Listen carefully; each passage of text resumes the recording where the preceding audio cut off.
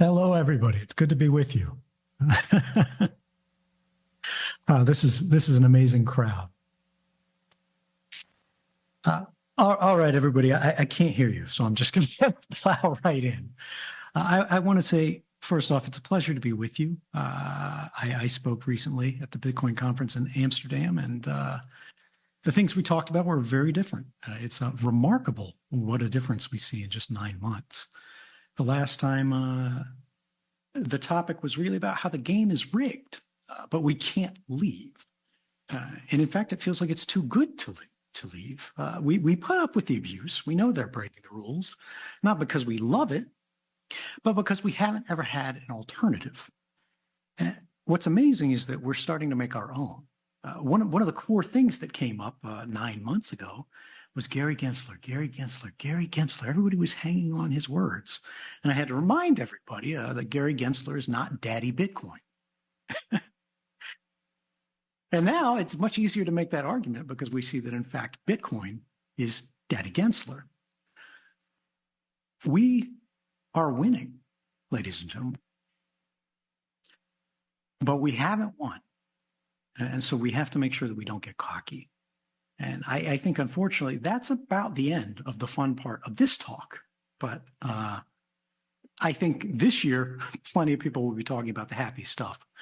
So you won't need me for that. I noticed that we have a lot more political representation this year, which is a wonderful, remarkable thing. We've reached the fight, the stage of the fight where, they go, oh, then they fight us. But it's actually, then they try to get us to love them. And what I want to say on that briefly, because I don't want to make this talk about all the politics there, is cast a vote, but don't join a cult. They are not our tribe. They are not your personality. They have their own interests, their own values, their own things they're chasing. Try to get what you need from them, but don't give yourself to them, even if you have to vote for them. Instead, what I want to do is set this frame a little different for this conversation. I want you to reflect on where we are, how we got here, and where we're headed. There's a passage from a book that I think for this crowd really resonates. It says, for in every country of the world, I believe, the avarice and injustice of princes and sovereign states abusing the confidence of their subjects have by degrees diminished the real quantity of metal value which had been originally contained in their coins. Adam Smith, Wealth of Nations, written in the year 1776. We're not playing games with metals anymore. But if you look around, you can see that the problems from that kind of thinking are springing up everywhere. They're reaching us. They're choking us.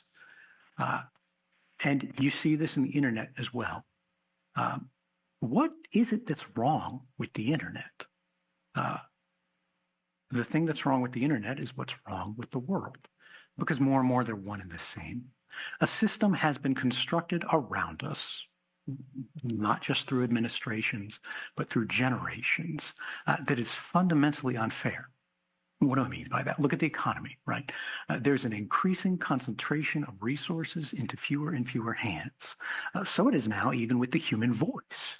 Winner take all is the model that's apparent on platforms as far as the eye can see. Whether you're talking about broadcast media, whether you're talking about legacy media, whether you're talking about newspapers, whether you're talking about social media, minority opinions are increasingly made to survive at the indulgence of the censor. They're clinging to the edge of the platform by their fingernails.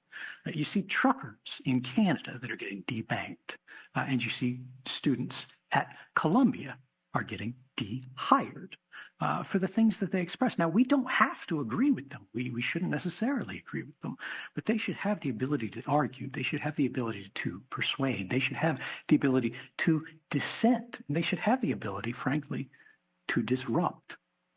That's the thing that makes us progress, right, is the disagreement. If we accept that the system that we inherited is the best that it can possibly be, it shouldn't change. It shouldn't